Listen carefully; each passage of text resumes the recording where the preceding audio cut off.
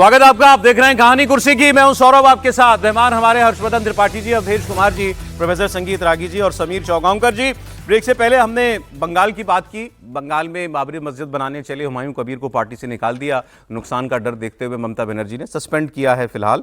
और SIR उनका सबसे बड़ा मुद्दा है। मोदी जी अपने बंगाल के सारे सांसदों से मिले, जीत का उनको मंत्र दिया है। इसके अलावा हमने झारखंड की थोड़ी बात की। क्या हेमंत सोरेन की बातचीत हो रही है बीजेपी से? बिल्कुल हो रही है। क्या वो पलट के इधर आ सकते हैं एनडीए के साथ? मुमकिन है, लेकिन कब यह भी नहीं कहा जा सकता। इसके आगे थोड़ी और बात करेंगे। मैं आपको थोड़ा राहुल गांधी जी की चिंता बता देता हूं। रूस के राष्ट्रपति पुतिन अभी भारत आए नहीं है, कल आज शाम को उनको आना है। कल प्रमुख दिन है। लेकिन राहुल गांधी ने इस पर एक विवाद खड़ा कर दिया है। राहुल गांधी ने सरकार पर आरोप लगाया है और कहा कि सरकार विदेशी नेताओं को विपक्ष से नहीं मिलने देती। राहुल गांधी ने मोदी सरकार पर पुरानी परंपरा का पालन न करने का आरोप लगाया। उन्होंने कहा कि उनके विदेशी दौरों में भी उन्हें उस देश के नेताओं से नहीं मिलने दिया जा रहा है। वैसे तो वो जब जाते हैं विदेश तो सबसे मुलाकातें करते हैं, लेकिन वो कह रहे हैं कि हमारी उस स्तर पर, शीर्ष स्तर पर बातचीत नहीं होने दी जाती है। लीडर ऑफ अपोजिशन हमेशा से विदेशी नेताओं से, डेलीगेशन से मुलाकात करता आया है। ये परंपरा रही है। सरकार इस परंपरा को तोड़ रही है और मुझे विदेशी बड़े मेहमानों से मुलाकात नहीं करने दी जाती। जनरली इस सरकार की पॉलिसी है। नॉर्मली ट्रेडिशन होता है कि LOP के साथ जो भी बाहर से आते हैं उनकी मीटिंग होती है। ये वाजपेयी जी के टाइम होता था, मनमोहन सिंह जी के टाइम होता था, ये ट्रेडिशन रहा है। बट आजकल क्या होता है कि जो फॉरेन डिग्नेटरीज आते हैं या जब मैं कहीं बाहर जाता हूं तो सरकार उनको सजेस्ट करती है कि LOP से नहीं मिलना चाहिए। तो ये इनकी पॉलिसी है। ये हर बार करते हैं। जब मैं बाहर जाता हूं ये करते हैं, जब लोग यहाँ आते हैं मैं करता हूं। हमें मैसेज मिलता है कि हमें बताया गया है कि सरकार हमसे कहती है कि आपसे नहीं मिलना है। Thank you. बड़ा रिलेशन रहा है रशिया के साथ। वो है रिलेशन देखिए, रिलेशन तो सबके साथ है। जो LOP एक दूसरा पर्सपेक्टिव देता है। हिंदुस्तान को हम भी रिप्रेजेंट करते हैं। हाँ? सिर्फ सरकार नहीं रिप्रेजेंट करती है। तो सरकार नहीं चाहती कि ऑपोजिशन के लोग बाहर के लोगों से मिले। ये ट्रेडिशन है। एक सेकंड मुझे बोलने दीजिए। ये ट्रेडिशन है, ये नॉर्म है। बट मोदी जी इस नॉर्म को फॉलो नहीं करते हैं। फॉरेन मिनिस्ट्री इस नॉर्म को फॉलो नहीं करती है। Thank you. नहीं चाहते सर, इनसिक्योरिटी है। चलिए, आरोप लगाया राहुल जी ने, देखते हैं इस आरोप में कितनी सच्चाई है। वैसे प्रियंका गांधी ने भी फिर अपने भाई के आरोपों का समर्थन किया। उन्होंने भी कहा कि सरकार प्रोटोकॉल्स नहीं मानती। प्रोटोकॉल होता है। कोई भी विजिटिंग डिग्नेटरी LOP से मिलते हैं और रिक्वेस्ट करते हैं तो मिलते हैं। तो इस प्रोटोकॉल का रिवर्सल मतलब इस सरकार की जो जनरल जो जितनी भी नीतियां हैं वो इसी आधार पर है। वो सब खुद घेरना चाहते हैं, कोई और आवाज को उठने ही नहीं देना चाहते, किसी और का कुछ पक्ष सुनना ही नहीं चाहते। और जो प्रोटोकॉल्स हैं अब एक तरफ तो वो ये मांग कर रहे हैं कि विदेशी डेलीगेशन से, नेताओं से हमको मिलने दिया जाए। खासकर ये बात पहले कभी उन्होंने नहीं कही। पुतिन आ रहे हैं तब उन्होंने कही है। ये पुतिन से जाने क्या बात करना चाह रहे थे राहुल जी, जो नहीं कर पाएंगे अब। लेकिन कांग्रेस पार्टी इस बीच क्या कर रही थी, उसकी तस्वीरें आपको दिखाता हूं। उसका एक सैंपल। कल ही सोशल मीडिया पर, एक्स पर एक पोस्ट किया कांग्रेस पार्टी ने, और इसमें नरेंद्र मोदी को चाय बेचते हुए दिखाया गया। एक AI जनरेटेड वीडियो उन्होंने पोस्ट किया। ये देखिए, ये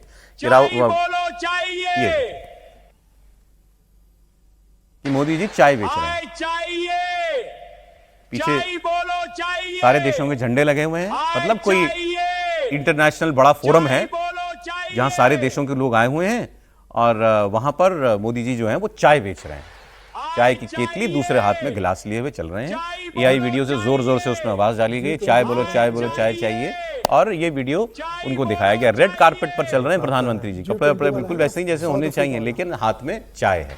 अब ये तो वो कर रहे हैं जब अभी उनको चिंता हो रही है कि एक अलग पर्सपेक्टिव देता है ऑपोजिशन, विदेश के नेताओं से मिलने देना चाहिए। आप कौन सा पर्सपेक्टिव दे रहे हो? क्या दिखा रहे हैं आप? हमारी principal opposition party Congress party देश के प्रधानमंत्री को इंटरनेशनल फोरम्स पर प्रधानमंत्री को चाय बेचने वाला दिखा रही है। त्रिपाठी जी, देखिए, सबसे पहले तो ये कि बिल्कुल LOP का अधिकार है और ये परंपरा कायम रहना चाहिए कि कोई भी राष्ट्राध्यक्ष आता है तो उसको मिलने देना चाहिए। अब इसका दूसरा पहलू आता है। आपने कहा कि अभी उन्होंने क्यों कहा कि जब पुतिन आ रहे हैं। जो एलओपी देश की संसद चलते हुए देश की संसद के बाहर से ट्रंप के बयान को कहे डेड इकोनॉमी, वो एलओपी होने लायक है क्या? जो एलओपी विदेशी भूमि पर जाकर भारत में कहे कि भारत में तो बड़ी खराब स्थितियां हैं, जो एलओपी इल्हान ओमर से जाकर मिले, जो एलओपी पाकिस्तान का प्रोपेगेंडा करने वाले प्रतिनिधि मंडल से मिले और कहे कि वो तो मिल गए लोग, हम क्या करें, जो एलओपी गुप्त दौरों पर जाता हो, वो कह रहे हैं हमें विदेश दौरों पर नहीं मिले। भारत सरकार ने किसी प्रतिनिधिमंडल में भेजा था, अगर प्रतिनिधिमंडल में भेजते तो क्यों नहीं मिलने देते? इसका मतलब कि आप अपनी पर्सनल विजिट में कह रहे हैं कि जरा हमको वो कर दीजिए, और ये तो प्रोटोकॉल नहीं होता है कि पर्सनल विजिट में किसी को जो प्रोटोकॉल है वो मिले। तो बिल्कुल एलओपी को देश की परंपरा के अनुसार बिल्कुल मिलने देना चाहिए सभी राष्ट्राध्यक्षों से। लेकिन क्या अभी के एलओपी श्रीमान राहुल गांधी का व्यवहार लीडर ऑफ अपोजिशन, नेता प्रतिपक्ष की उस मर्यादा को, उस प्रतिष्ठा को कायम रख पाता है? और अभी भी आप देखिए, अभी आप तो बहुत पुराना छोड़ दीजिए, अभी तुरंत का लीजिए ना, वो भौं भौं वाली के समर्थन में क्या बोला था इन्होंने, अभी तो कल ही का तो मसला है। तो आपका व्यवहार भी, और ये सब कब हो रहा है? जब एक दिन सदन में विदेश से आए हो, प्रतिनिधिमंडल बैठा हुआ है, मतलब आप भी किस तरह से व्यवहार कर रहे हैं जरा सोचना चाहिए। और मैं फिर कह रहा हूं, परंपराएं जो होती हैं वो इसीलिए होती हैं कि देश के तौर पर आप दिखे। सरकार और विपक्ष अलग नहीं होता है, देश दिखता है। जब आप देश के तौर पर दिखना ही नहीं चाहते हैं तो फिर परंपराएं टूट। आपने वैसे ठीक किया, ये दोनों बातें याद दिलाने का दिन है। ये बात ठीक है कि विदेश से आने वाले नेताओं से ऑपोजिशन के नेताओं का मिलना, ये एक हमारे यहाँ परंपरा रही है, चलन रहा है, तो ये होना चाहिए। लेकिन हमें वो तस्वीरें भी याद हैं जब विदेश से नेता आते थे तो कांग्रेस पार्टी की बैठक में जब उनको मिलाया जाता था ऑपोजिशन के नेता से, तो सोनिया गांधी जी मुख्य कुर्सी पर बैठती थी और प्रधानमंत्री मनमोहन सिंह साइड की कुर्सी पर बैठते थे। वो तस्वीर आपको वो भी याद होगी। ठीक, आपने ऑपरेशन सिंदूर की बात याद दिलाई, कितने जहाज गिरे, मुखबिरी कर दी भारत ने, पाकिस्तान को बता दिया कि हम हमला करने वाले हैं, भारत के विदेश मंत्री ने मुखबिरी कर दी, ये बातें हमने सरेंडर कर दिया। ये बातें भारत के क्या लीडर ऑफ अपोजिशन को करनी चाहिए थी, क्योंकि आज उन्होंने उस पद की क्या मर्यादाएं हैं वो याद दिलाई हैं, या उसका कितना मान रखा जाना चाहिए, उसकी बात वो उठा रहे हैं। समीर जी। निश्चित रूप से, और राहुल गांधी को ये लगता है कि भाई विपक्ष का नेता होने के नाते उन्हें ये एक सम्मान मिलना चाहिए जो कि भाई मिलाया जाए। तो राहुल गांधी को उस तरह का व्यवहार भी विपक्ष के नेता के रूप में करना चाहिए था। 15 अगस्त का कार्यक्रम होता है देश का, आप उस कार्यक्रम में नहीं जाते हो, आप उससे दूरी बना लेते हो, तमाम तरीके से चीज़ें आती है कि जब विपक्ष के नेता को वहाँ रहना चाहिए, विपक्ष का नेता वहाँ रहता नहीं है। और उसके फिर जो बयान विदेशों में जाकर आप जिस तरीके से बयान देते हो, मनमोहन सिंह जब प्रधानमंत्री थे उस समय क्या प्रोटोकॉल का पालन राहुल गांधी और सोनिया गांधी करती थी? क्या उन्होंने मनमोहन सिंह को प्रधानमंत्री के रूप में एक जो प्रोटोकॉल मिलता है उसका पूरा पालन राहुल गांधी और सोनिया गांधी ने किया?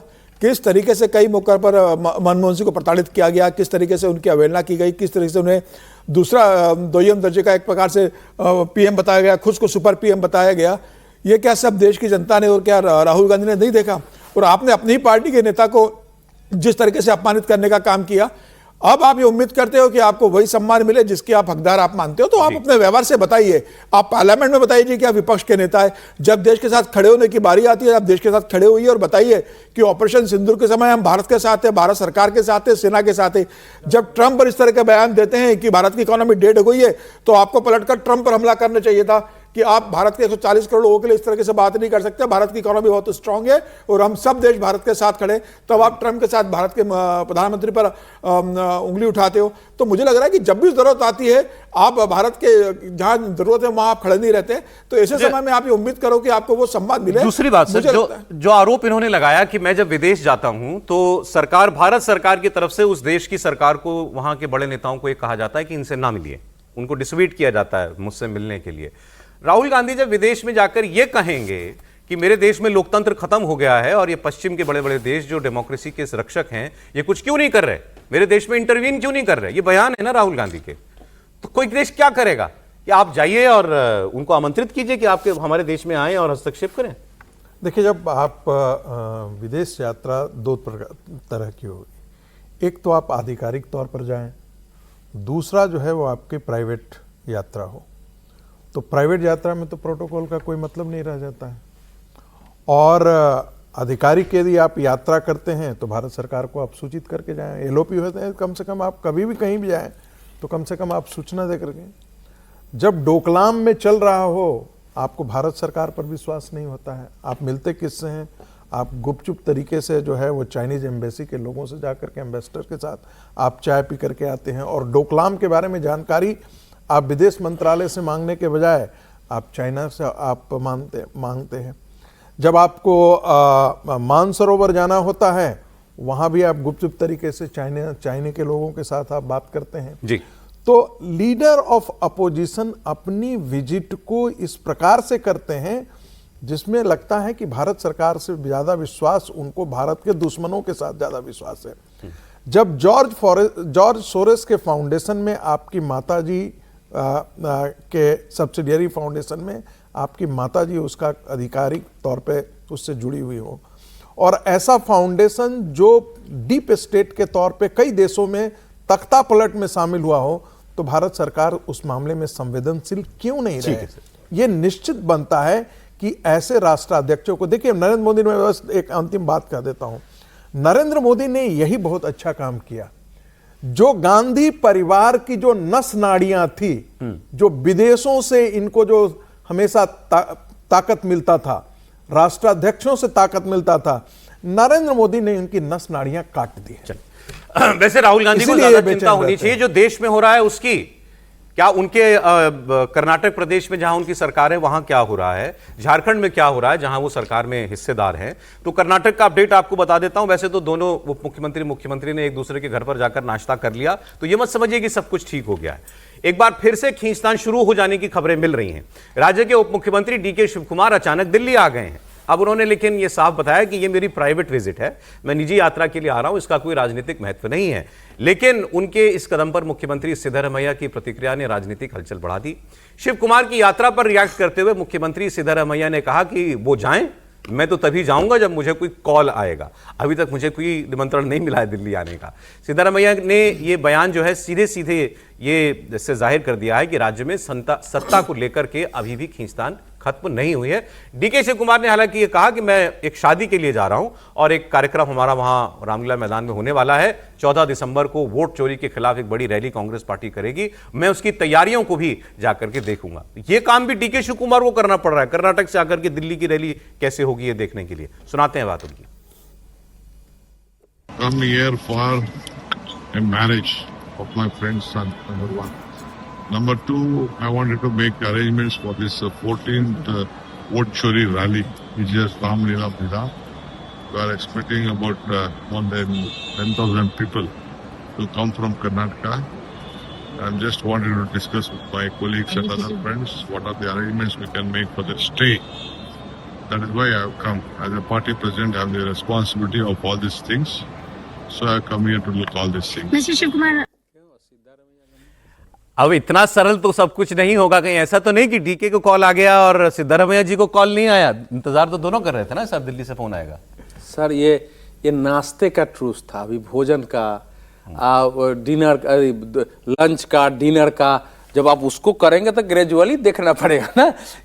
देखिए ऐसा है कि अगर हम ये मानते हैं कि नाश्ते पर बैठ जाने से आपस के इतने बड़े संघर्ष का जिसमें दुश्मनी पैदा हो गई हो, जो मान रहा हो कि इसके कारण हमको कुर्सी नहीं मिल रही है और पार्टी में बिल्कुल दो खेमे हो गई हो, वो समाप्त हो जाएगा। उस स्थिति में जबकि केंद्रीय नेतृत्व के सामने कोई उपाय नहीं है कि इधर करते हैं तब भी जाते हैं, इधर करते हैं को तब भी जाते हैं, निर्णय लेने की क्षमता नहीं बची हो, उसमें कहां से होना है ये? तो जो है बकरे की मां को खैर मनाने के लिए कुछ ही समय होता है, अगर उसको बलि चढ़नी है तो अभी केवल उतना ही है इसमें। और राहुल गांधी जी का आप दिखा रहे थे अभी, राहुल गांधी जी का या अभी जो संगठन मंत्री है केसी वेणुगोपाल है, किसी की क्षमता है कि इस समय डीके शिव कुमार या सिद्धारमैया को यह बता सके कि आपको पार्टी हित में करना है? जब क्षमता ही नहीं तो इन दोनों को ही तय करना है। नहीं, ये जो फौरी शांति दिखाई दे रही है ये तो पार्टी नहीं करा, ये कहा जाता है कि भाई अभी इतना खुले में मत लड़ो, बहुत रायता फैला दिया, पहले अब शांत हो जाओ। नहीं देखिए, पार्टी क्या, इन दोनों के पास भी देखिए ऐसा है, इन दोनों के पास भी इतना विवेक है कि सत्ता चली जाएगी तो कोई लाभ नहीं है। ये डीके शिव कुमार को ही मालूम है, सिद्धारमैया को ही मालूम है कि सत्ता चली जाएगी तो सत्ता है तभी तक हमारा हम दोनों की हैसियत है, इसलिए सत्ता बने रहते हुए भी इसका ट्रांसफर हो जाए। इस अगर 2.5 साल का था तो कायदे से ट्रांसफर कराना ही चाहिए था ना। इसमें एक अपडेट दे दूं सर मैं, लेकिन एक लाइन मुझे उस पर बोलनी है राहुल जी पर। हाँ, उसमें क्या है कि देखिए ये कोई रिटन प्रोटोकॉल नहीं रहा है। हम लोगों ने अनेक विदेश के नेताओं को देखा है, मैं स्वयं भी रहा हूं, जिसमें आवश्यक नहीं है कि विदेश के विपक्ष के नेता मिले ही। पहली बात तो यह है। मुझे तो बिल क्लिंटन होता था। ना सुनिए, वो एक है कि भाई आए हैं तो देश के विपक्ष के नेता से भी मुलाकात हो। जैसे मुशर्रफ आए थे, उस समय अटल जी विपक्ष के नेता थे। मुशर्रफ ने स्वयं कहा कि मैं अटल जी से मिलने जाऊंगा, फिर मुशर्रफ अटल जी के घर पर गया था मिलने, और वहां अटल जी ने सबको बुला के रखा था। उसी प्रकार से जब बिल क्लिंटन आए थे, जब सरकार थी अटल जी की, तो बिल क्लिंटन ने इच्छा व्यक्त की कि मैं सोनिया गांधी और बाकी नेताओं से मिलूंगा, और वो मौर्या होटल में, आप जाके अपने जुड़वा लिए, मौर्या होटल में वो सब मिलने गए थे। तो इसीलिए इसमें आपने ये ठीक कि जो व्यक्ति आ रहा होता है विदेश से, वो अपनी इच्छा जाहिर करता है पहले कि मैं इनसे भी मिलना चाहता हूं, फिर सरकार कुछ कहती होगी उसको। तीसरा यह है कि इनका कम्युनिकेशन विदेश मंत्रालय से और विपक्ष के नाते जो होना चाहिए, इस पर कोई फैक्ट देना चाह रहे हैं। भारत एक शानदार लोकतंत्र है, यहां वन पार्टी डेमोक्रेसी नहीं है। लोकतंत्र का मतलब विपक्ष और सत्ता पक्ष होता है। रिटेन प्रोटोकॉल और ट्रेडिशन, इन दोनों का फर्क है। पार्लियामेंट्री डेमोक्रेसी में ढेर सारे ऐसे ट्रेडिशन होते हैं जो कहीं रिटर्न नहीं होते हैं, लेकिन उसका पालन होता है। और एलओपी से हर राष्ट्राध्यक्ष को मिलाया जाना चाहिए, ये प्रोटोकॉल होता ही नहीं सर, भोज में हो सकता है, नहीं राष्ट्रपति के यहाँ भोज में, प्रधानमंत्री के यहाँ भोज में होगा, एक बार लेकिन ये नियम नहीं है। उन्होंने भी परंपरा शब्द इस्तेमाल किया राहुल गांधी, परंपरा ट्रेडिशन है, कोई नियम है, प्रोटोकॉल है, ऐसा उन्होंने नहीं कहा। हाँ, डीके शिव कुमार, मैं ये चीज बताना चाह रहा था। सिद्धारमैया जी के एक दो बयान बड़े वायरल हो गए इस बीच में। पहले तो जब ये जो पहला नाश्ता हुआ सिद्धारमैया जी के घर पर, उसके बाद जब प्रेस के सामने आया तो वहां तो एक रिपोर्टर ने सिद्धारमैया से सीधे पूछ लिया कि डीके शिव कुमार कब मुख्यमंत्री बनेंगे, सिद्धारमैया से पूछ लिया। तो उन्होंने कहा हाई कमांड, जब हाई कमांड बोलेगा अच्छा, नहीं, एक में तो माइक पे भी मार दिया। वो पहले हुआ था। अच्छा, उसके बाद नाश्ते के बाद थोड़े उनके सुर डाउन हो गए थे। फिर एक इनका वीडियो ऐसा वायरल हुआ, वो थोड़ा नेचुरल वीडियो है, मतलब कोई बयान नहीं दे रहे थे, अपने एक विधायक से बात कर रहे थे, और विधायक से बात करते हुए ऑडियो कैमरे में कैप्चर हो गया। उसमें सिद्धारमैया जी कहते हुए उससे, अपने एमएलए से, जो हो रहा है होने दो, जो हो रहा है होने दो, ये राजनीति कोई मेरे पिताजी की विरासत थोड़ी है, जो होगा देखा जाएगा। इससे यह अनुमान लगा कि उनको कुछ संदेश दिया गया है कि आपकी बारी ओवर, अब दूसरे का वक्त आ गया है। क्या ये बात सच है? वैसे तो कई लोगों ने इसको डिक्लेयर ही कर दिया कि शिव कुमार का बनना निश्चित ही है। अब नहीं, निश्चित रूप से शिव कुमार मुख्यमंत्री बनेंगे। अब ये कब बनेंगे, अब ये जनवरी में बनते हैं या फरवरी में बनते हैं बजट पेश करने के बाद, लेकिन ये तय है कि अब शिव कुमार बनेंगे। और सिद्धारमैया भी जानते हैं कि अब उनकी राजनीति पारी लगभग खत्म हो गई है, और जो कांग्रेस ने उनको दिया है, वो जनता दल यूनाइटेड से आए थे, जेडीएस से लौट कर आए। आप 12-13 साल विपक्ष के नेता रहते हो, उसके बाद आप मुख्यमंत्री बनते हो, हमेशा आप पद पर रहे, तो मुझे लगता है कांग्रेस से उन्हें बहुत मिला और इस बात को महसूस भी करते हैं। लेकिन आज डीके शिव कुमार आए तो बेसिकली वो संजीव कुमार की एक शादी, एक पुराने आए से हरियाणा के, उनके बेटे की शादी है, उसके संदर्भ में आए हुए हैं। हाईकमान ने नहीं बुलाया, लेकिन हालांकि 29 तारीख को जब मुख्यमंत्री से मिलने उनका घर गए थे कावेरी, डीके शिव कुमार, और बढ़िया ब्रेकफास्ट में बातचीत हुई, उसके बाद पत्रकार वार्ता लेते हैं। उसके बाद 2 तारीख को डीके शिव कुमार के घर पर मुख्यमंत्री जाते हैं ब्रेकफास्ट करने, वहां चिकन विकन होता है, आराम से बातचीत होती है, और इन दोनों बैठक के बाद यह तय है कि फिलहाल ये शांति रहेगी। लेकिन ये बात जरूर है कि भाई सिद्धारमैया को बहुत आसानी से मतलब लिया नहीं जा सकता, क्योंकि डीके शिव कुमार जानते हैं कि किस्सा सुनाता हूं, 2016 का इनका एक किस्सा है। 2016 में सोनिया गांधी ने डीके शिव कुमार को बुलाया दिल्ली जी, और कहा कि 4-5 दिनों में आपको कर्नाटका प्रदेश कांग्रेस कमेटी का अध्यक्ष बना रही हूं। तो डीके शिव कुमार ने कहा कि मैडम बहुत बहुत धन्यवाद आपका, लेकिन आप मुझे थोड़ा 1 महीने बाद डिक्लेयर कीजिएगा। तो सोनिया ने पूछा क्यों? बोले 4 दिन बाद मैं अपने परिवार के साथ 1 महीने की छुट्टी पर अमेरिका जा रहा हूं, तो 1 महीने बाद आप डिक्लेयर कीजिएगा। अगर आप 4 दिन बात करेंगे और उसी दिन मैं अमेरिका जाऊंगा तो मैसेज अच्छा नहीं जाएगा कि मैं अध्यक्ष बनाऊं और 1 महीने के लिए बाहर गया हूं। तो सोनिया गांधी ने कहा कि अपना दौरा छोटा करके आइए, 15 दिन में लौट के आइए, आपको अध्यक्ष बनाना है। डीके ने कहा ठीक है। डीके अमेरिका चले जाते हैं, परिवार वहीं रहता है। डीके 15 दिन बाद लौटकर आते हैं तो मालूम पड़ता है कि दिल्ली में बैठक बुलाई है। दिल्ली में जब बैठक होती है तो सिद्धारमैया के साथ 16 और प्रोमिनेंट जो लीडर है 16-17 उन लोगों को बुलाया जाता है। 16 में से 15 लोग डीके का विरोध कर देते हैं वहां पर बैठक में अंदर, और फिर डीके शिव कुमार बन नहीं पाते। फिर डीके शिव कुमार जब कर्नाटका भवन में जाते हैं तो उनसे पत्रकार पूछते कि आपको तो अध्यक्ष तय था आपका, तो वो कहते कि भाई मैं 15 दिन गया, 15 दिन के अंदर सिद्धारमैया जी की दिल्ली बातचीत हुई, मैं तो शतरंज खेल रहा था, सिद्धारमैया जी ने फुटबॉल खेला, मैं फुटबॉल में हार गया, और फिर वो अध्यक्ष नहीं बन पाए। इस बार पहला फोन इनको आ गया, लेकिन इसलिए पहला उनको आ गया, लेकिन अब यह तय है कि वो बनेंगे। और सिद्धारमैया ने भी सहमति दे दी है कि जब हाईकमान कहेगा मैं छोड़ दूंगा, और यह तय है कि 1-2 महीने के अंदर वो छोड़ देंगे। अब देश के ऑपोजिशन के हमारे नेता कितने गंभीर हैं राजनीति को लेकर। अभी राहुल जी की बात हम झारखंड में और करेंगे। मैं बिहार का एक घटना बता दूं आपको। बिहार में तेजस्वी यादव को विपक्ष का नेता जब घोषित किया जा रहा था, अनाउंस किया जा रहा था विधानसभा में, तो उस वक्त तेजस्वी यादव विधानसभा में ही नहीं थे। विधानसभा छोड़िए, वो पटना में ही नहीं थे, बिहार में ही नहीं थे, वो दिल्ली में बैठे हुए थे। जब उनके कि ये हमारे लीडर ऑपोजिशन है, नेता प्रतिपक्ष है, अनाउंसमेंट हो रही है विधानसभा में, उस वक्त तेजस्वी यादव वहां नहीं है। उस वक्त उनके लिए दिल्ली में होना जरूरी था। बिल्कुल, पटना में होना चाहिए था, विधानसभा के अंदर होना चाहिए था। मैंने इसका मतलब 2-3 चीजें निकल करके आती है। इसका मतलब है कि या तो वो अपनी हार पर इतना शर्मिंदा है कि वो विधानसभा को फेस नहीं कर पा रहे हैं। दूसरी बात कि उनको लग रहा है कि अब हम क्या वहाँ की बिहार की राजनीति में हम उतने सक्षम रह गए हैं या नहीं। लड़ने का मादा जब खत्म हो जाता है तो आप भागते हैं। झारखंड की तस्वीर जब शिक्षक जो है ना वो कॉम्पिटेंट नहीं होता है ना तो क्लास से भागता है। जब नहीं पढ़ाने की क्षमता होती तो क्लास को बड़ा अवॉइड करता है। वैसे ही राजनेता जब उसे लगता है कि वो अब डिलीवर नहीं कर पाएगा या उसके लिए जैसे एक बंद टनल है जिसमें उसको आगे का रास्ता नहीं दिखता है। आज के दिन में तेजस्वी के सामने तो वही है ना, केंद्र की राजनीति के लिए कोई जगह नहीं है। और बिहार की राजनीति में आज से 5 साल तक तो उनके लिए रास्ते बंद हो गए हैं कंप्लीटली। अब तो वो भी नहीं है कि झारखंड में भी तो यही किया इन्होंने हेमंत सोरेन के साथ, लगभग वही। तेजस्वी ने उनको इग्नोर किया, राहुल गांधी ने इग्नोर किया। लेकिन बिल्कुल सर, दिल्ली क्यों तेजस्वी इतना महत्वपूर्ण दिन पे पटना में रहना चाहिए था, वो दिल्ली में क्यों है सर? ये भी तो प्रश्न उठता है। इसका उत्तर आपके पास है? इसका मतलब सर संपत्ति का बंटवारा चल रहा है, यहाँ कब्जा हो रहा है कि गुड़गांव का फ्लैट किसके पास रहेगा, चित्तरंजन पार्क की कोठी किसके पास रहेगी। यहाँ बैठकर संपत्ति का बंटवारा हो रहा है यहाँ पर, और इसलिए वो अपने कई जगहों पे कब्जा कर रहे हैं, इसलिए वो दिल्ली में बैठे हुए हैं। चलिए एक खबर अब जरा हेमंत सोरेन की तो दे दीजिए। हाँ, हेमंत सोरेन का लगभग तय होगा। देखिए हेमंत सोरेन का भी आप देखिए, जब जिस दिन उनको रांची में भारत का वनडे मैच था तो उनको भारतीय क्रिकेट टीम के साथ वहां पर ब्रेकफास्ट करना था, लेकिन हेमंत सोरेन वहां नहीं गए, दिल्ली में थे। ब्रेकफास्ट छोड़ा भारतीय क्रिकेट टीम के साथ उन्होंने, और दिल्ली में बने रहे, क्योंकि दिल्ली के अंदर जो महत्वपूर्ण बैठक थी, जो झारखंड को लेकर सत्ता परिवर्तन होने वाला है, उसकी चीजें बहुत सी बातें हुई। और यह कहा जा रहा है कि हेमंत सोरेन को मनाने के पीछे कल्पना सोरेन की भूमिका है। अच्छा। कल्पना सोरेन ने हेमंत सोरेन को तैयार किया इस पूरे मामले के लिए।